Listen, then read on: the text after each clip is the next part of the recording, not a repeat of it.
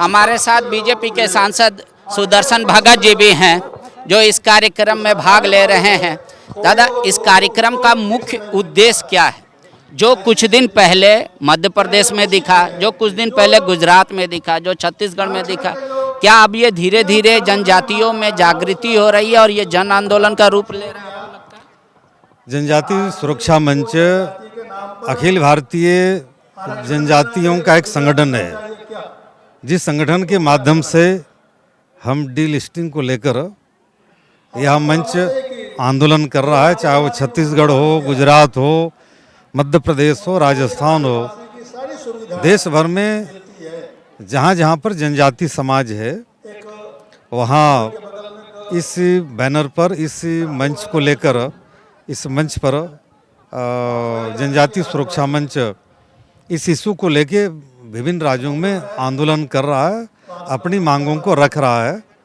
और स्वर्गीय कार्तिक राव जी की जो सपना थी कि आरक्षित खास करके जिनका धर्मांतरण हो गया है उनका आरक्षण समाप्त होना चाहिए, खास करके जनजाति समाज में। आज उसी इशू को लेके ठीक है, कार्तिक राव जी अपने कार्यकाल में इस सपना को पूरा नहीं कर पाए, लेकिन आज उसी आंदोलन को आगे बढ़ाने का काम जनजाति सुरक्षा मंच कर रहा है। जब देश का संविधान बना तो ये प्रावधान एससी के लिए तो लागू हुआ। आप जो कार्तिक बाबा का चर्चा कर रहे हैं, 1970 में वो संशोधन लेकर आए थे, पर वो हुआ नहीं।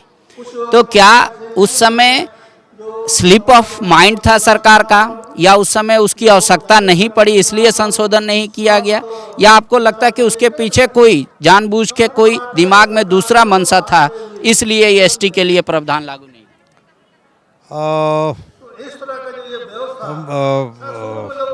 एक साजिश का शिकार हुआ, मैं ये कहूँगा। उस समय में तत्कालिक जिसकी भी सरकार रही हो, कार्तिक राव जी की जो विषय थी, इस विषय पर तत्कालिक सरकार ने बहुत विशेष ध्यान नहीं दिया, वो कि एक साजिश के शिकार हुए। पश्चात आज स्वाभाविक रूप से एससी के लिए, दलित समाज के लिए संविधान में जो प्रावधान है, तो जनजाति सुरक्षा मंच का भी यही मांग है कि भाई हम जनजाति समाज के लिए उसी प्रकार का आरक्षण हमारे साथ भी लागू हो जो दलितों के साथ जो लागू है। अब जब कई राज्यों में मतांतरण देखा जा रहा है, काफ़ी तेज हो जाता है, कभी सरकार उसके अगर मतलब एक तरीके से कहे शैडो सपोर्ट नहीं करती है तो धीरे होता है, लेकिन ये लगातार जारी है।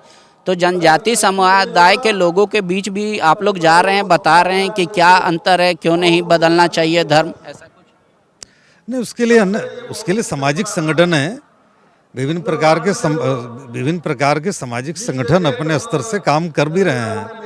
झारखंड में सरकार ने कानून भी बनाया है, यहाँ धर्मांतरण को लेकर पिछली सरकार ने कानून भी लगाया है, और आज धर्मांतरण को लेकर कानून बनी हुई है। सरकार को उसका पालन नहीं होता, सरकार को उसका पालन करना पड़ेगा, उसको पालन करना पड़ेगा। आज आवश्यकता है कड़ाई के साथ उस कानून को लागू करने की आवश्यकता है। एक आखिरी सवाल है, आप क्या केंद्र सरकार से मांग करेंगे जब भी अगली सत्र आएगी कि जो संशोधन आया था 1970 में उस पर फिर से एक बार बहस हो या संशोधन? तो लगातार हम लोग तो लगे हुए हैं और निश्चित रूप से यह विषय उठेगा, लोकसभा के सत्र में उठेगा, इसके पूर्व में भी उठा है, आगे भी उठेगा।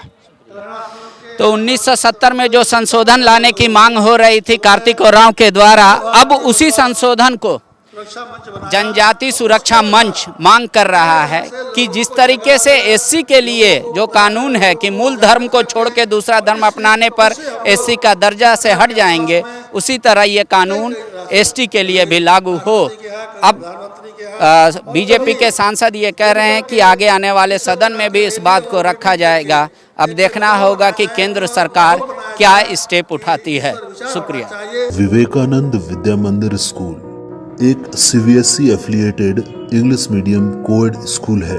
हम शिक्षा के साथ संस्कार देते हैं। thefollowup.in Like, share and subscribe. www.thefollowup.in